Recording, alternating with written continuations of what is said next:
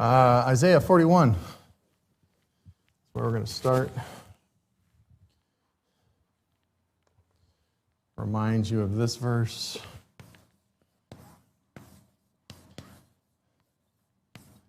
Isaiah 41, verse 10. We've read it several times before. I want to keep that in your minds. That's kind of the filter, again, that all these things are kind of funneling through. And again, it will be the same filter we use again today. Isaiah 41:10 says, "Fear thou not, for I am with thee. Be not dismayed, for I am thy God. I will strengthen thee, yea, I will help thee, yea, I will uphold thee with the right hand of my righteousness." All right, so what's interesting there that I want to point out today is that how does this verse start off? Fear not, right? Starts off with fear not. And then the next point is what? Right? Fear not because I'm with thee, but then what? Be not dismayed.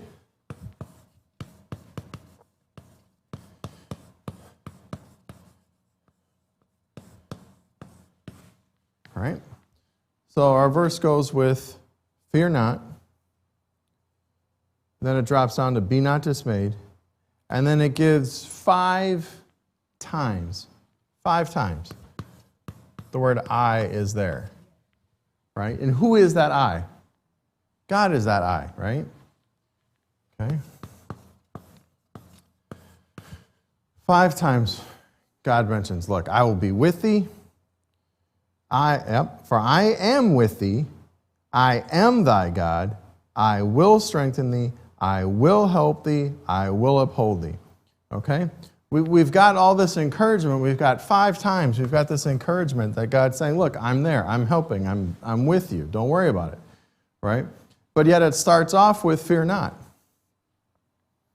Fear not, be not dismayed. What does that tell us? Huh?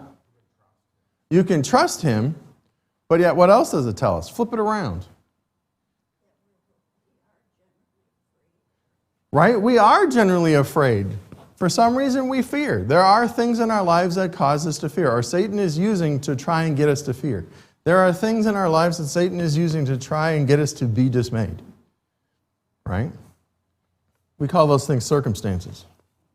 Right? Life. Numbers chapter 13.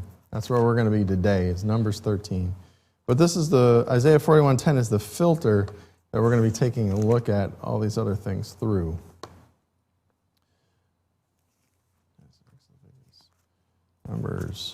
Numbers chapter 13. Numbers 13. We're going to start off looking at 1 through 20. We're not going to read all the verses because there's a good section of names in there. We're going to jump over that just for the time being. But Numbers 13, verses 1 through 3. "And the Lord spake unto Moses, saying, Send thou men, that they may search the land of Canaan, which I give unto the children of Israel. Of every tribe of their fathers shall ye send a man, every one a ruler among them. And Moses, by the commandment of the Lord, sent them from the wilderness of Paran, and all those men were heads of the children of Israel." And then it lists through 4 through 16 are the names of the men, one from each tribe that were sent out. So if we pick up in verse 17, "And Moses sent them to spy out the land of Canaan, and said unto them, Get you up this way southward, and go up into the mountain, and see the land, what it is, and the people that dwelleth therein, whether they be strong or weak, few or many, and what the land is that they dwell in, whether it be good or bad, and what cities they be that they dwell in, whether in tents or in strongholds, and what the land is, whether it be fat or lean, whether there be wood therein or not. And be of good courage, and bring of the fruit of the land. Now the time was the time of first ripe grapes." Right, and we'll continue on a little bit later, but that's the first section that we're starting in. So if we take a look at Numbers 13, verse 1, what do we learn from Numbers 13, verse 1? Whose idea is this? Whose plan is this? It's God's plan, right? God's telling Moses, look, this is what This is what you're going to do. Right? This is what I want you to do.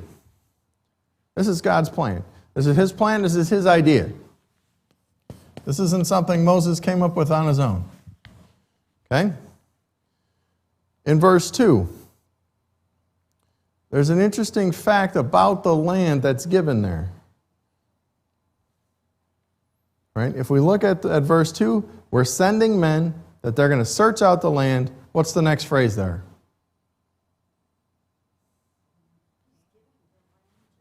He's giving the land to them. Who is he? God, right? So God is giving the land.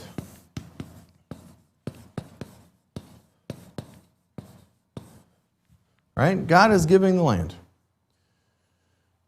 In verse 3 then, what do we learn about the men? Verses 2 and 3, what do we learn about the men who are going as spies? They were heads, right? They were the leaders.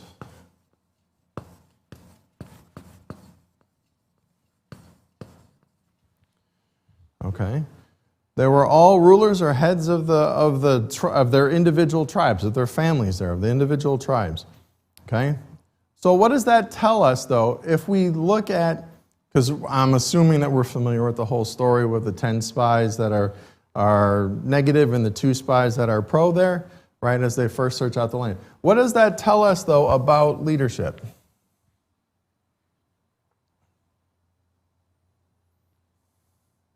Does it matter?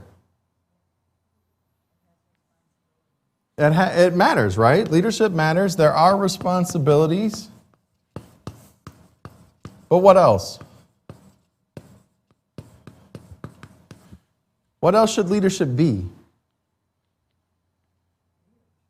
There should be leaders, right? Randy, what should leadership be? Okay, honest and tell the truth, right? We'll see that a little bit later. What else should what is leadership designed to be? To give direction? How are we supposed to lead? Okay, in God's way. I'm thinking of a specific word that starts with E. An example, right? There's supposed to be examples. Right? Because we're familiar with the story where the 12 spies, they go into the land, they see it, they understand it, they know what's going on, and they're coming back to Israel and they're reporting back. Right? So the people, right, you've got 1 million, 2 million plus people that are relying on the 12 to accurately tell them. Right? So it goes back to what Randy said about honesty, right? All right. Leadership bears responsibility. What's also interesting here is that in verses 4 through 15, 16, we're given the names of these men explicitly. Right? And their family. So we know exactly who they are. Why is that important? Why is that interesting? Who cares?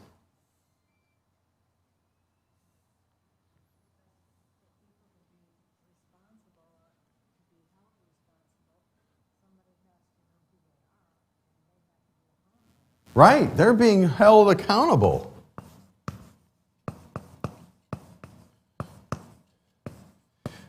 They are being explicitly called out as being accountable for what's going to happen in these next 2 chapters, right?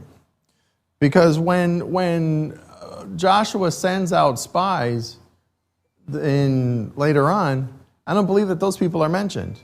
He sends out spies, they go look out at Jericho, we don't know who they are. But here, they're explicitly called out and held accountable for their actions. In verses 17 through 20, what's being told? What is their job here? Hi, Shirley.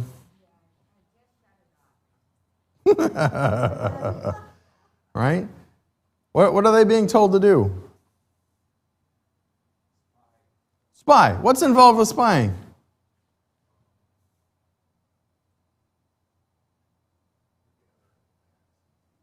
They're gathering facts and details. How do you do that? Do you go in with a blindfold on? With their headphones on?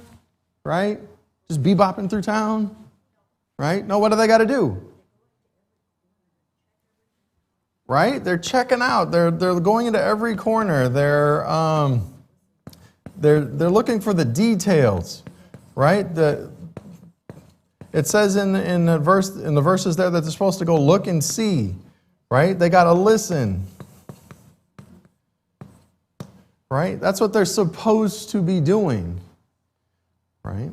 If we remember back to when Joshua sent the spies in and the ones that went to Rahab, right? One of the things she told them, which means they have to be listening in order to hear it, is that, look, the heart of the people have melted. They know who you are. The city is given to you. Right, so God's giving them hints with Joshua as to what's going on and what's going to happen. But these spies here, we don't see evidence of them hearing. They're looking. They're looking with their own eyes. Okay? In Numbers chapter 13, verses 25 through 27. Right? This is now after they've come back to spy. Okay? In 21 through 24 there, it kind of goes over where they went and what they did there, and we'll come back to that. In Numbers 13, 25 through 27, it says, and they returned from searching of the land after 40 days. So they spent 40 days supposedly paying attention to what's going on, right? 40 days, and then when they come back, 26, Numbers 13, verse 26. And they went and came to Moses and to Aaron and to all the congregation of the children of Israel unto the wilderness of Paran to Kadesh, and brought back word unto them, unto all the congregation, and showed them the fruit of the land. And they told them and said, we came into the land whither thou sentest, and surely it floweth with milk and honey, and this is the fruit of the land. Okay? So what happened here? What'd they do?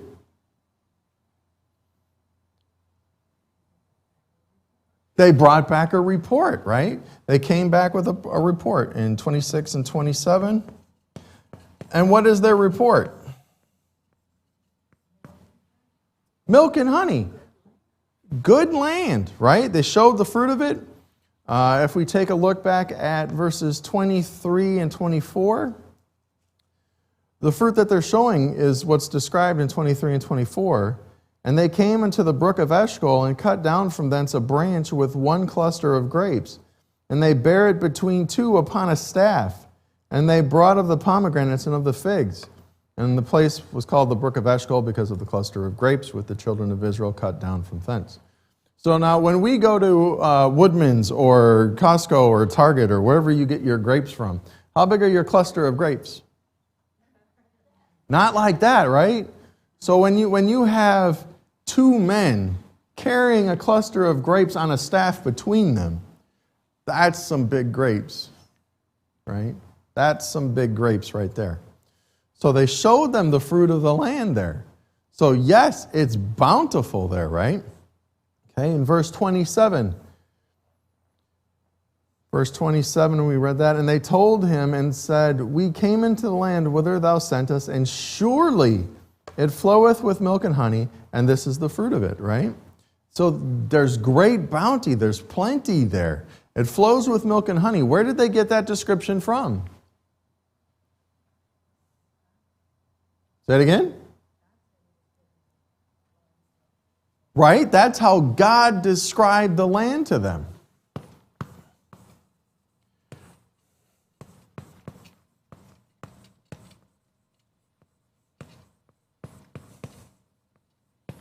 So, the question is then, is the land exactly what God promised them? Yes. Right? Just the way God described it to them, that's their report of the land. However, we come to verse 28. All right, what's the first word in verse 28? Nevertheless, right? Yeah. Nevertheless, the people be strong that dwell in the land, and the cities are walled and very great. And moreover, we saw the children of Anak there. The Amalekites dwell in the land of the south, and the Hittites, and the Jebusites, and the Amorites dwell in the mountains. And the Canaanites dwell by the sea and by the coast of Jordan. Jump down to 31. But the men went up with him. We be not able to go up against the people, for they are stronger than we. And they brought up an evil report of the land which they had searched unto the children of Israel, saying, the land through which we have gone to search it is a land that eateth up the inhabitants thereof. And all the people that we saw in it are men of great stature. And there we saw giants, the sons of Anak, which come of the giants. And we were in our own sight as grasshoppers, and so we were in their sight. All right, so what did we learn of this evil report? What facts did we learn? So there's nevertheless what? What do we know about the people? Right? They're strong. Stronger than we. Right? What else? Right? They're giants. So not only they're strong, but they're giants. What else? Right? Cities got great walls.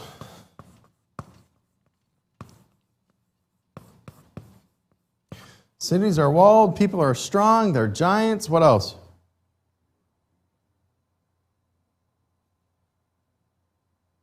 Randy. Yeah, the land devoureth the inhabitants of the land. What does that mean? No, not quite. But I mean, look at the size of the grapes, right? That's one cluster. So if you had a vineyard of grapes, how are you in size in comparison to those grapes in that vineyard? Right? Think about the other things that grow then, right? It's like if you've ever watched one of those bug cartoons, or in the bugs in the like the rainforest or whatever. And so you're pretending to be an ant, and everything compared to you is humongous, right? That's what's going on there. So they perceive themselves, they feel like what?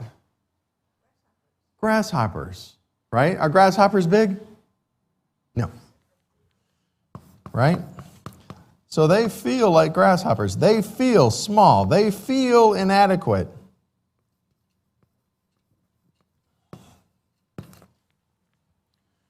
All right. And we've had our discussion before about our feelings, haven't we? Right? They lie to us. All right? So, quick little rabbit trail. We talked about in verses 23 and 24, right? The brook of Eshcol. Does that name ring a bell to anybody?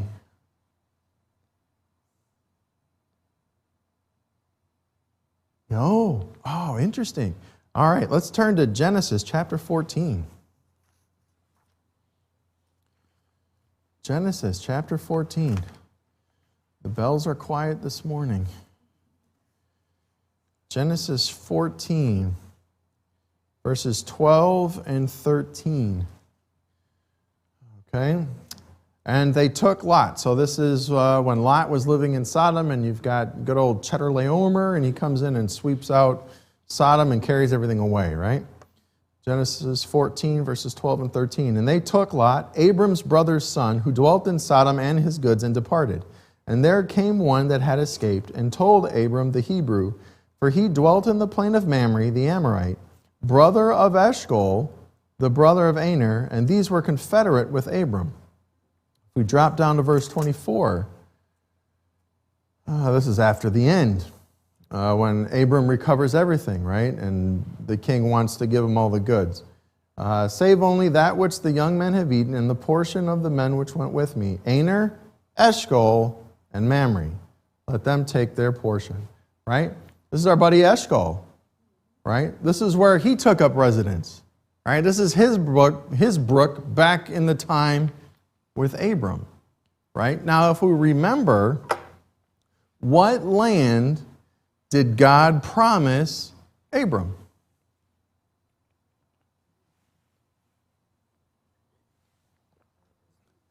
Wherever his feet fell, right? That whole land of Canaan area, right? where his buddies, Mamre, Eshcol, and Aner were. Right? This is that same land area where Abram was. Okay? We see that? We understand that? So the promise that God made when he said, look, I'm going to give you all this land. That's exactly where they are right now. And this is the tie back to Genesis 14 with Abram. All right? Very good. So, we'll get off that rabbit trail back to Numbers 13. Was the report true? Was this a land of great bounty? Yes, right? Just like God had promised, flowing with milk and honey, right? Were the people strong? Yes. Were they giants? Yes. Were the cities walled and strong and fortified? Yes. So was the report true? Yeah, the report was true. What's the difference then between the 10 and the 2? The 10 were afraid.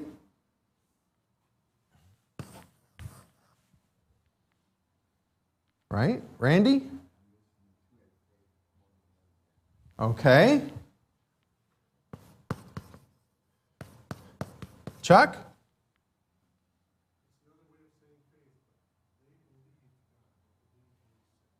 Okay. They believed God. They believed what he said. They had the faith. I'm also going to throw in their focus. Dexter?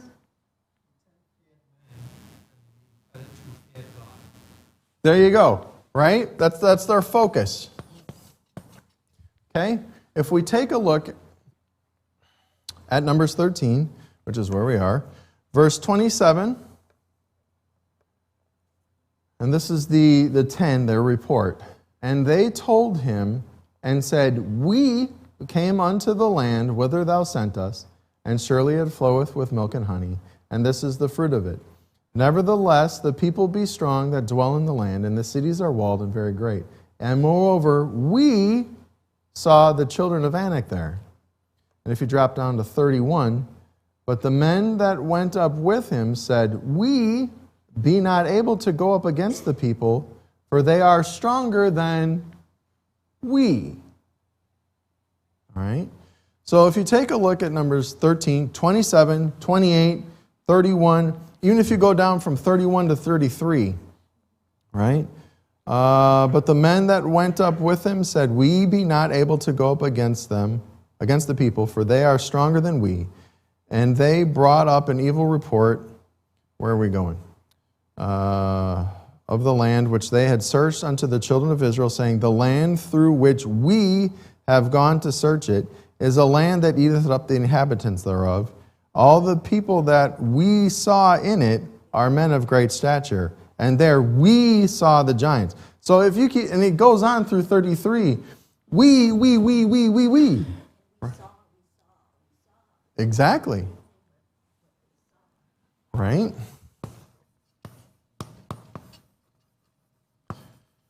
Right?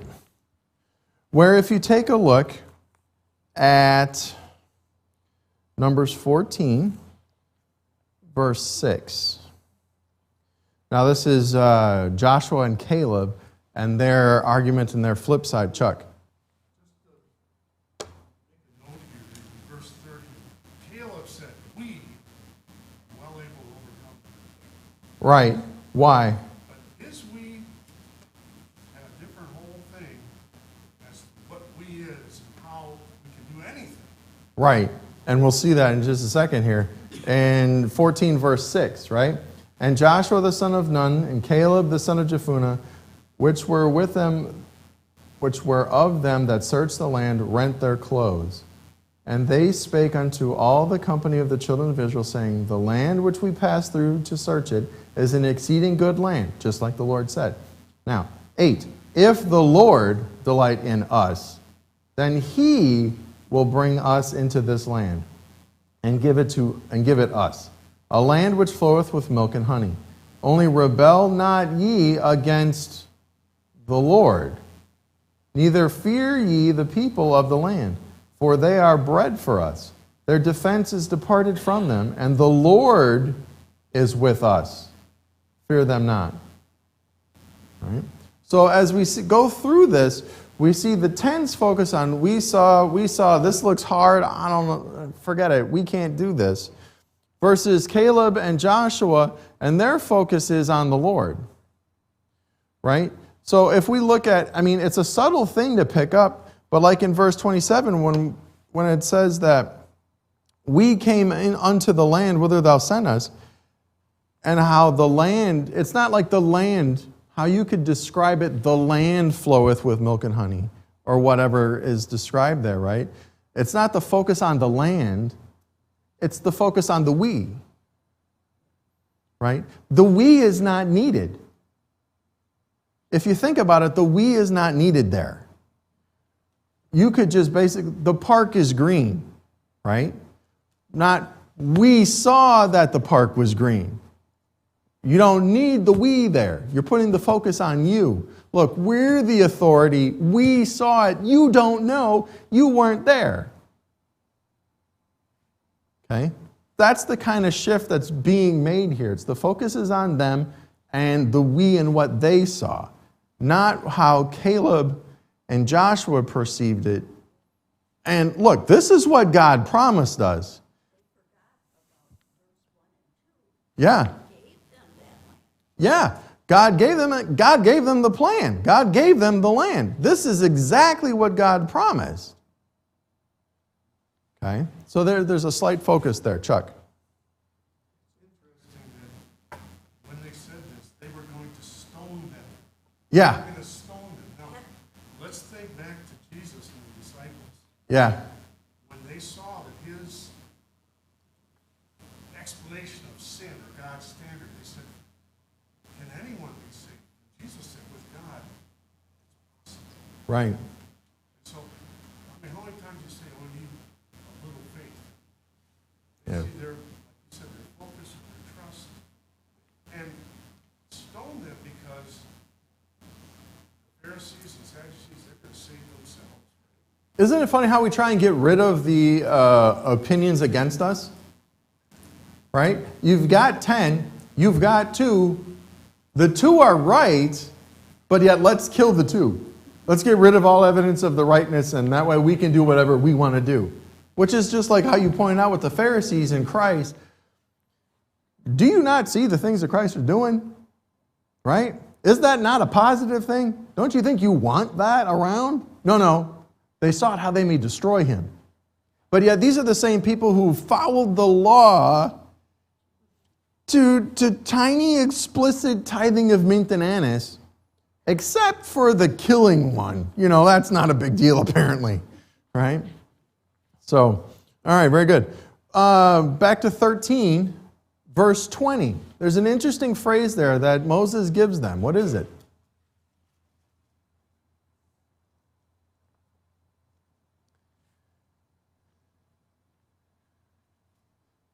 There's an interesting phrase in verse 20 that Moses gives them in his instructions. What is it?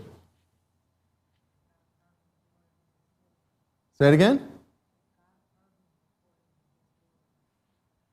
In chapter 13, verse 20? Yeah. Say it again, Peter. And be of good courage. Right? So Moses gives the instructions. Look for this, look at that, get us a sample of this, and oh, wait. And be of good courage. And be ye of good courage. What does the phrase good courage tell you? You're going to need it. That's interesting. What does the phrase good courage tell you? There could be problems. Moses knew what the enemy was going to be like. And it's interesting, Eric, I didn't see this before. That whole section that you just read, 17 through 20. Yeah. Moses didn't ask them to assess the strength of the enemy. No. He told them, go see what's there. Yeah. As far as the fruit of the land and all that. Right. He said a good land. Yeah. That kind of thing. They came back talking about the strength of the enemy. But he told them, like you said, be of good courage. He already Yeah. Probably a total. Yeah. Peter.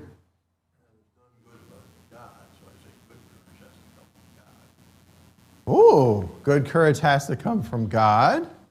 That's good. That's a Sunday school answer.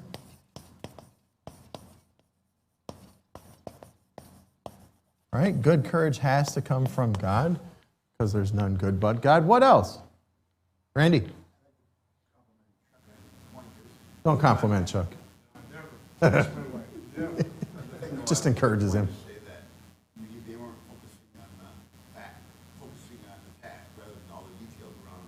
Focus on that detail to the sign. Just do it the thing you're told. Okay. Focusing on the circumstances there around them, right? Dexter, do you have your hand up? Dexter's sleeping. Good night, Dexter. No, okay. What else does it mean? Ian, what do you learn? What do you get from having a good courage? If I have to tell you to have a good courage, what does that tell you? Probably a bad courage. Oh, thank you, Ian. My man. Right? He's been in my class long enough, right? That means that there's a bad courage. And what do we see in the 10? Right? It's the we. We're not strong enough. We can't do this. This is so hard. Dennis, we can't. Right? Not by yourself, which goes back to verse 2. Who's giving the land? How are they supposed to get this land? Is it from all the money that they got out of Egypt? Is it their superior military prowess? Their superior numbers will just flood the land? No, it's none of it. God is giving them the land.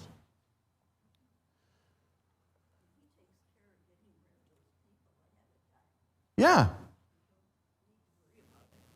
When we get into Jericho and talking about Jericho and all that goes into that. So there's your superior military strategy. Walk around the city. And you'll win. That's it. Yeah, exactly. Right? Think about all that these people have seen. Wow, think about all these people have seen. They've seen the plagues.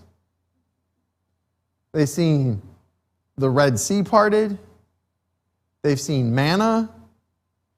They've seen what happened with the water at Horeb. They saw God on Mount Sinai, the 10 Commandments, the pillar that's right there.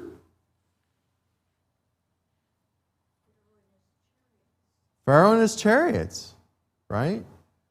We like to think that if we could just see... It's like how Jesus told the Pharisees, you guys are a wicked generation because you seek a sign, right? And we like to pretend that we have more faith than them. Or like, well, we wouldn't do that if we were in that situation. And yes, we would. I mean, look at all they had. God is right there. Right there. Pillar, guiding them, right? God commanded Moses, go. This is what they're supposed to do, right? God's on Mount Sinai, burning fiery mountain thing, right? Cloud, thunder, trumpets, right? And I don't know what happened to Moses. Make us an idol. Wow. Peter. I'm not sure if I can get this out of the way. I'll try to explain. Welcome to being a Sunday school I teacher. mean, I haven't sorted it out yet in my own head. Okay. We walk by faith, not by sight. Sure. So physically seeing these things still is not equal to faith. Right. Yeah. They saw it, but they still did not have faith. And that's why he got upset with who did he destroy afterwards. Yep. First, but those who didn't have faith. Those Right. who did not believe. Right. So seeing is not believing. No, it's not. Seeing is not believing. Right? Very good. All right, I like that. That scrambles my lesson all up, but that was good.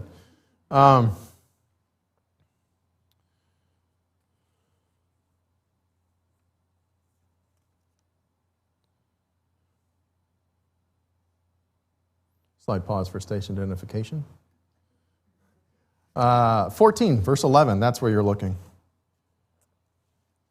Numbers 14, verse 11. And the Lord said unto Moses, how long will this people provoke me?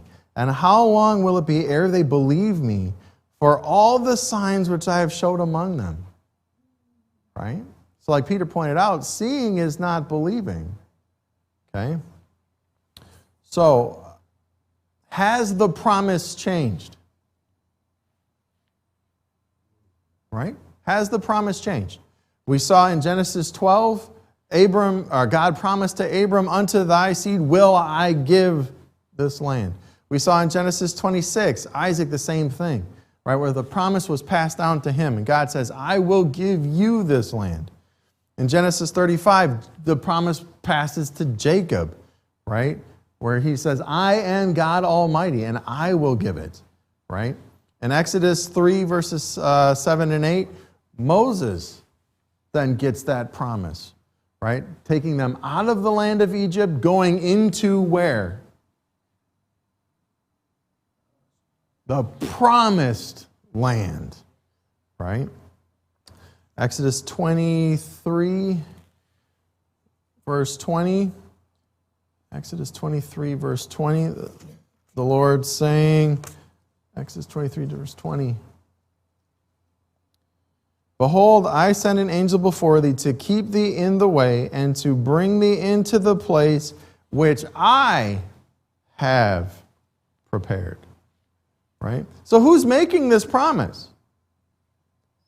Who's keeping this promise over generations? Right?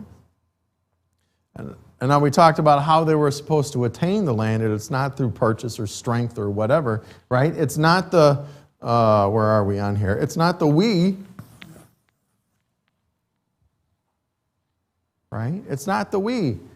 God is giving the land in verse 2, right? How do you get a gift? That's what this land is. It's a gift. Okay? Let's see.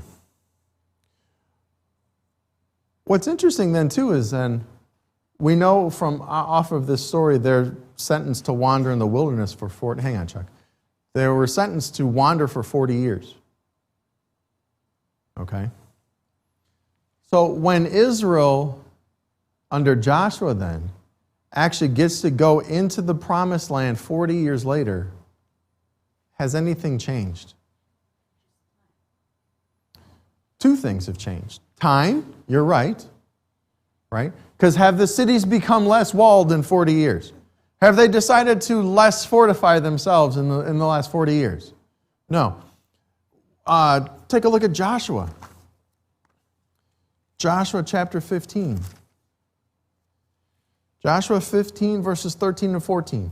And Caleb the son of Jephunneh gave a part among the children of Judah, according to the commandment of the Lord, Joshua. No, I'm sorry, I butchered that verse.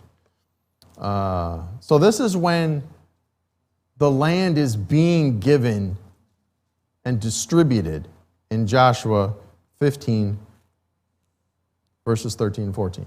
And Caleb the son of Jephunneh, and unto Caleb the son of Jephunneh, he gave a part among the children of Judah, according to the commandment of the Lord to Joshua, even the city of Arba, the father of Anak, which city is Hebron. And Caleb drove thence the 3 sons of Anak, Sheshai, Ahiman, and Talmai, the children of Anak. Do those names ring any bells? Yeah, they're the giants we just read named in Numbers 14.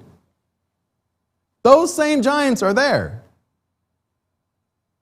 So the two things that have changed in this last 40 years, time, right, Darlene, but also the people who are going into the land. Right? These are the people who, you have your original set, right? Remember? We can't go in there. Our wives and our children are going to be a prey unto them. And they died off. Who's actually going in? The children that they thought were going to be a prey. They're the ones that are actually going in and taking out the same things that you were afraid of. Right?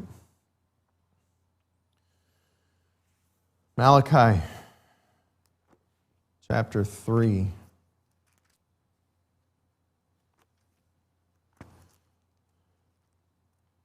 Malachi chapter 3, verse 6 says, "For I am the Lord, I change not.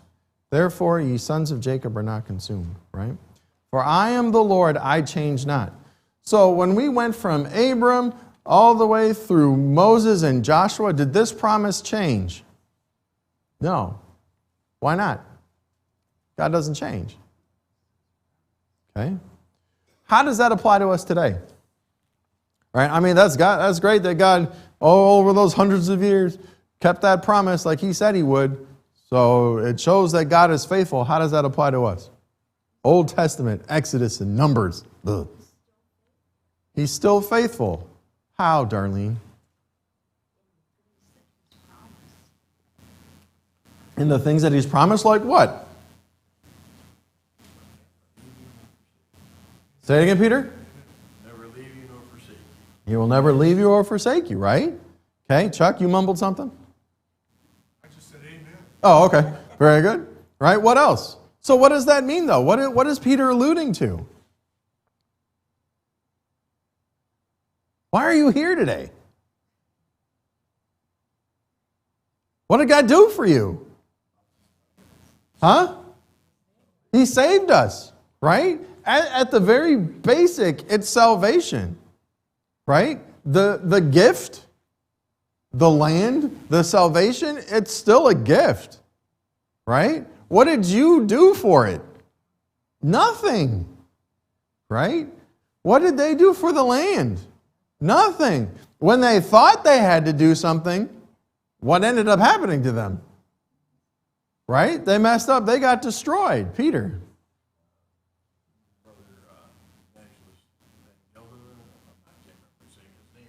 Same principle today. We have to take ourselves out of the equation. God said it. That settles it. You don't put yourself into any of it. When you do, you mess it all up. So if you're trying to live the Christian life your own strength, you can't. They couldn't take the promised land in their own strength. It's Right. all God. It's all God. And you just have to let Him do it through you. Okay. So let's ask this question. What does it mean to put your faith and trust in God?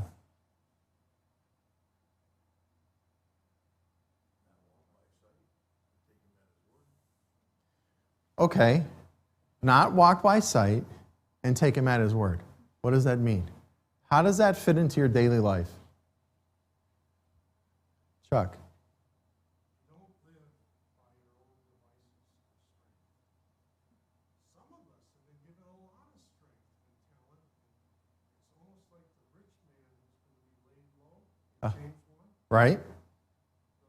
Those low in spirit or whatever are exalted. It's because they don't have this temptation to trust in what they can do. We trust in money in the bank Mm-hmm. and, possessions. Yeah. And our prayers are different, but like it says in speaking to the Laodiceans, we're wretched and poor. We need to go to Him to buy, because we delude ourselves if we think we have any strength to take care of ourselves. Mm-hmm. Everything that we have, wealth, Deuteronomy 18, right? It's God that gives that. Right. And that's not just money. It's food, your health, your ability to think, Right. everything you have. Right. It comes from Him. Just like Job, the Lord giveth and the Lord taketh away. Right. We just need to live that way like we know He sustains everything. We really struggle with that concept, though, I think. 1 Thessalonians 5:24. 1 Thessalonians 5:24. 1 Thessalonians 5:24 says, "Faithful is he that calleth you, who also will do it." Right? Faithful is he that calleth you, who also will do it. What does that mean? Randy. Okay. He took his faith and Sure. How's he going to provide, right? What's he going to do once he gets there? I was thinking of when we talk about what does it mean to put your faith and trust in God, and you combine it with the 1 Thessalonians verse where faithful is he that calleth you, right? I was thinking about Elijah and how God told him to tell Ahab, no rain, right? And then where did God send him? You remember? Where did God send Elijah? Brook Cherith, right? So he brought ravens. Great. God's providing. I got the brook for water. But what happens? It dries up. So what does it mean to put your faith and trust in God when you start seeing that brook dry up? You're like, wait a minute. God, you told me to tell him no rain. You told me to come here.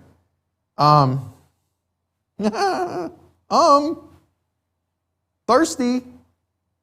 It's drying up, God. Do you not see that the water is drying up? I need water.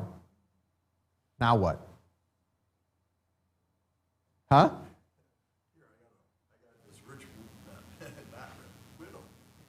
All people to go to, you sent to a widow. Yeah, a widow who had to go get a stick to cook her last meal, right? But then again, God sent him, right? We like safety. We like cushion. We like the money in the bank. That's great. That's wonderful. It gives us security, right? But then what are we trusting in? Our own strength. These are horrible lessons, right, Chuck? I just got to give you kind of a mundane example of something that's been going on with Michelle and I in the last 2 years. Mm-hmm. You know, everybody needs a car Sure. to get to the grocery store, to get to church, all that stuff. Right? If you don't have one, it's pretty difficult. Yeah. You know? And we don't have any money to just go buy something, you know. In fact, the last car I bought, he didn't give me the money. But then I was able to pay him back because money came to me that I didn't know I was going to get. Mm-hmm. And I bought that Lexus, right? I just want you to know, I out of my mouth, I'm always saying, I want the car God wants me to have. Now, he probably wanted me to go get a Corolla, right? But he knows my frame, and I'm a little crazy. But, so I got this Lexus. No comment. And I'm happy with it, okay? But now there was a little problem with the oil coming out of the main seal. Mm-hmm. I better make this quick, because I tend to go a long way around the barn. But all I'm saying is, it's sitting in a shop somewhere, and I bought a truck for $840, and I believe the Lord showed me. And, you know, it ran, but I had a problem with the oil leaking that I didn't attend to, so I beat myself up that, you know, it broke down, right? Not repairable. Out of nowhere, he provides another vehicle for $600.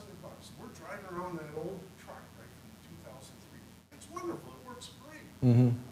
And the car, the part that it needs that they don't even make anymore, they found one in a barn somewhere that they got to get a forklift to lower the car down to get that little part Yeah. that they don't make anymore. All I'm saying is, in the course of all those 2 years, Yeah. there's no doubt that I'm a little up and down. I beat myself up. I'm saying, okay, I must have been presumptuous. No, God is taking care of me. Yeah. And it's just not the way I would do it, right? No kidding, right? This is not the way I would do it if I was God. Everything's like that. He's testing us at every moment. Oh, no kidding. We have opportunity every day to just trust him.